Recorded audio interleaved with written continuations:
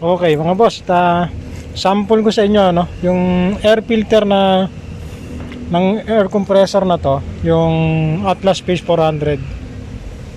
So, ganito na siya kadumi. What the fuck? Ayan oh. Ayan. So, ang gagawin nyo lang nito, kukunin nyo to dito. So, tara samahan nyo ako, ipapakita ko sa inyo itong tutorial ng paglilinis ng air filter ng mga air screw compressor.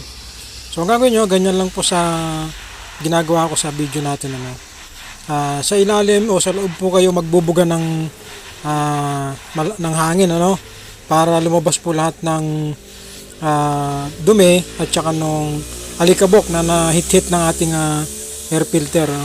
So normally talagang nagdudumi yan. Kailangan lang natin lilinisan o pahanginan. Ngayon, wala kayong air pressure o hindi kayo masyadong marunong gumamit ng air screw compressor natin, yung load ng hangin. Kasi may maliliit naman pong yung fittings o kabitan ng maliliit na hose. So, ganun lang po ang gagawin nyo, ganyan ang gagawin nyo. Bali yung secondary lang ang tatanggalin nyo kapag maglilinis kayo. Bubugahan nyo po ng hangin yon kapag napansin nyo na madumi yung air filter nyo. Parehas na parehas po yan sa mga sasakyan yung mga lalong-lalo na yung mga truck, halos kaparehas niyan. So tayo po ganyan din po yung gagawin natin. Pagka nalinisan niyo na yung ilalim, yung loob, tsaka niyo naman bugahan dito sa labas gaya ng nakikita niyo sa aking video So ganyan po yung gagawin natin. Lalong-lalo na pag sa engine So normally mas madumi talaga yung sa engine side.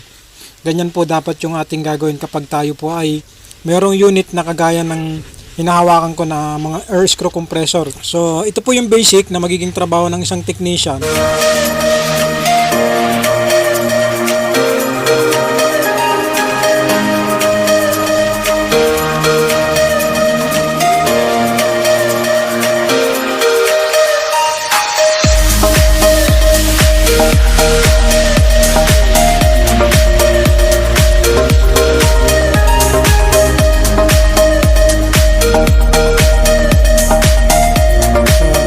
Makikita nyo sa aking video basic tutorial lang muna tayo, tsaka na natin gagawa ng video tong turbocharger natin ng air screw compressor So yung trabaho po ng turbocharger natin sa air screw compressor, siya po yung nagbibigay ng mas mataas na air pressure sa ating compressor So isa po sa trabaho niyan ang magbigay ng malakas o mas mataas na pressure para po magkaroon tayo ng malaking load ng hangin sa ating mga compressor So kapag mayroon na pong langis na lumabas sa ating turbocharger at yung impeller natin medyo tinamaan, possible po na may damage na yung ating turbocharger. So isa po sa pwede nyong bantayan ay yung ating turbocharger kapag nagkaroon po ng leak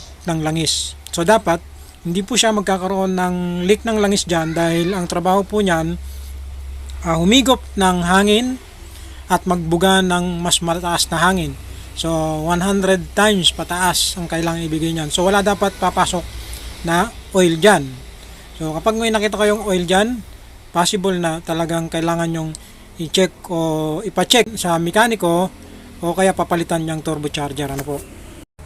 So susunod po ang ipapakita ko sa inyo yung ginagamit kong compressor oil So shoutout kay Sir Rodel Punsalan. Siya po yung isa sa mga subscriber natin na nag-text. Although nabigyan ko siya ng tips o paraan paano yung tamang proseso dahil may problema yung kanilang compressor So shoutout po sir sa inyo Maraming salamat po.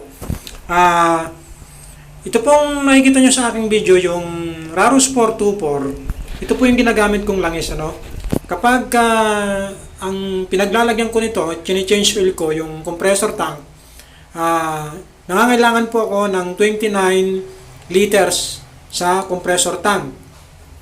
Kapag 390 naman po yung lalagyan nyo, almost 24 liters po na compressor oil, Rarus 424 po yung kinakarga namin So kapag airman po, ang compressor oil niyan, wag dapat kayong gagamit ng mga oil tin o anumang hydraulic.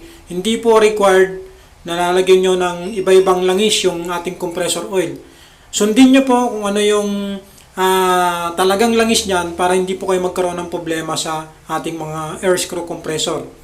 Dahil medyo maraming, hindi ko naman po nilalata, may mga nagsasabi po kasi tungkol dyan, kapag nakita nila yung unit, pwede na yung hydraulic oil. So wag na wag nyo pong lalagyan o sasalinan ng hydraulic oil, lalong-lalo na po yung oil tin. Ginagamit po yung oil tin sa mga heavy duty, yung mga tinatawag nating bako o anumang heavy duty equipment, ano? So wag po kayong gagamit ng anumang hydraulic oil tin sa ating compressor oil. Kasi meron pong sinusunod na compressor oil yan, ano?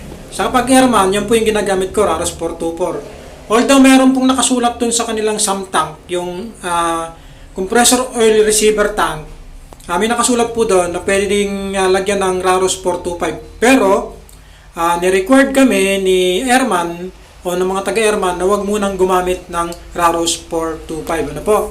So, ayun, malinaw po, ano? Yung susunod ko po sa inyo, itong ginagamit ko sa Atlas Capco air screw compressor, ano?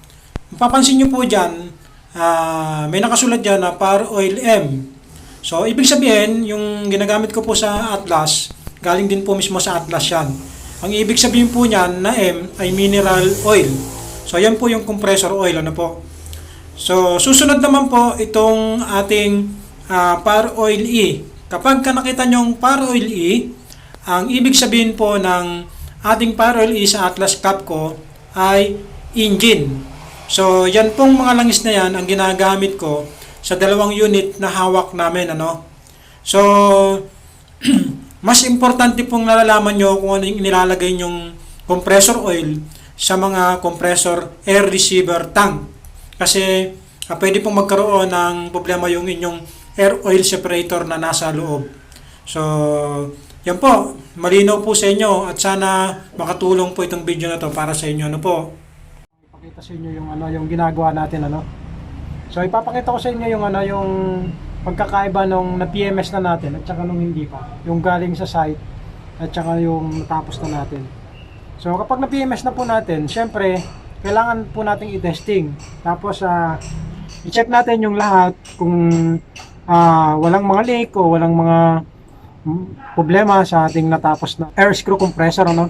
So samahan nyo ako at papakita ko sa inyo yung mga malinis na at saka yung hindi pa, no? So ito yung natapos na nating i-PMS, yan. Yan, tapos na natin yan. Ang mapapansin nyo, clear na. Compressor oil filter, valve din po yung naikabit natin. So yun po yung pinaka-replacement nya, no? So yan po, Atlas Space 400. Tapos ito naman pong kabila ko, ito naman po yung hindi pa nalilinis. So ayan, mapapansin nyo under maintenance pa yung nakalagay dyan, ano.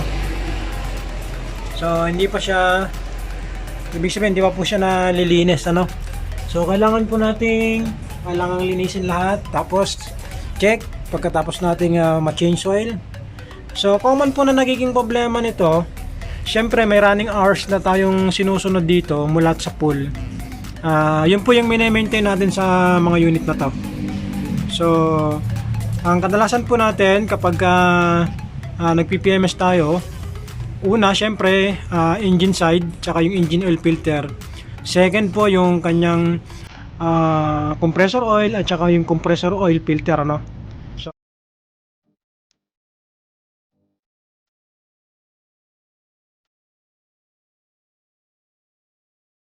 So third, double check natin yung mga air filter.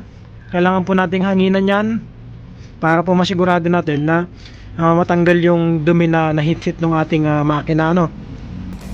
So itong mga engine type air screw compressor natin, so halos wala pong pinagkaiba to sa mga makina ng sasakyan. Ang nadagdag lang po sa mga ganitong klaseng unit yung kanyang compressor, yung screw. yung screw compressor, ano, yung nandito, yung screw type na nandyan. So yun po yung nagbibigay ng pressure o yung malaking load ng hangin para maipon dahil dinadrive po ng ating engine papunta po dito sa sump tank na to. So yung ginagamit naman pong oil dito based po sa aking ilang taon ng ginagawa, no? At yung update namin lagi sa Atlas at saka sa Airman, ano. So may pagkakaiba po yung mga ginagamit nilang langis. Although na pareho siyang compressor oil, pero meron po kaming sinusunod pagdating po sa kanyang compressor oil. So kung mapapansin nyo po yung naka-indicate dito sa kanyang sump tank, ano, meron po yan par oil M na tinatawag. So yung M po na yon ay mineral compressor oil. Tapos yung kanya naman na par oil E, so pwede rin po yung 15W40, wala namang problema. So ito po kasi yung synthetic, hindi po kami gumagamit nito, yung par oil S. So wala pa atang available nito. Sa Airman naman po, ang gamit ay Raro Sport 24 sa compressor oil. So kadalasan may mga nagko-comment, ano, hydraulic oil po yung kanilang sinasabi.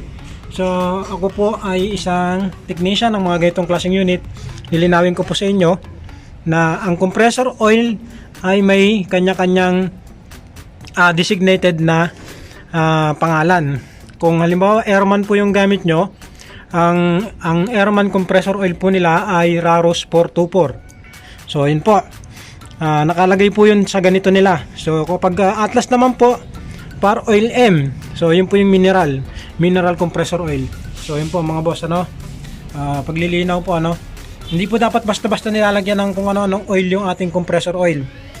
Dapat nakasunod kayo sa standard nung ating oil dyan sa ating sump tank, kasi malaki po yung trabaho ng compressor oil na nandyan, ano.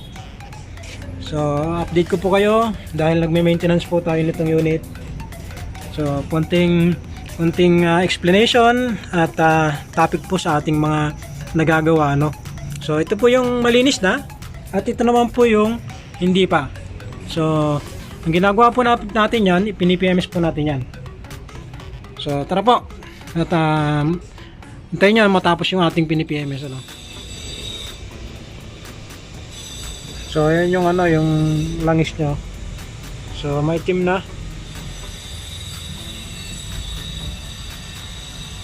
Ganyan po yung ginagawa natin, ano. Tapos kapag na-drain na natin yung kanyang langis, ang ginagawa ko naman po ay binabalong ko kagaya po nito. So ayan, pansinin nyo yung langis nya. Nagbabalaw po ako ng 1 litro dyan para kahit pa paano masama po yung ibang latak na nandyan, ano. So ayan. So under PMS po yung unit natin. So lahat po kailangan natin i-check dahil unang-una, ano, napakadumi. So kasama naman po sa trabaho natin yan. Siyempre kapag technician po tayo ng mga ganitong unit, alagaan po natin yung mga ganitong unit, ano. So lilinisin natin yan mamaya. Gagamitan natin ng power spray yan para malinis siya lahat. Tapos yung mga air filter nya, kailangan natin i-check, pahanginan natin yung mga yon. So ganyan po yung trabaho natin, ano. At ganyan po yung ginagawa natin sa ating mga unit na mga air screw compressor, ano. So ito po mga makina na to, engine type o engine drive na kagaya pa naman sa mga sasakyan. So ayan, mga boss, tapos na natin yung unit, testingin po natin bago natin iwan. Lalagyan na po natin ng green card. So paanda rin natin to para malaman nyo na okay na yung unit na hawak nyo, ano po. So simple lang naman, digital na panel control na po yung hawak natin. So ganyan lang po kadali i-operate itong Atlas Base 400 natin, ano. So medyo modelo po yung ating Atlas. Yan po. Kung mapapansin nyo, pinipindot na lang po yan. So nandiyan na po lahat ng makikita nyo kung ano nagiging problema ng inyong compressor. Ano po. So muli po mga boss, maraming salamat po. At lalong lalo na po dun sa aking mga subscriber, no? Sa mga tumatangkilik sa ating channel. Shoutout po sa kanila at sana magpatuloy po tayo sa ating ginagawang pag-upload ng mga video o tutorial at unboxing para po sa inyo itong lahat ng video na to mga boss, mga ma'am, mga sir. Sana po kahit pa paano nakakatulong ako sa inyo sa mga mamaraan na alam ko at ito po yung trabaho natin. Ano? So hanggang dito na lang po muli. Hanggang sa susunod na video. Maraming salamat po.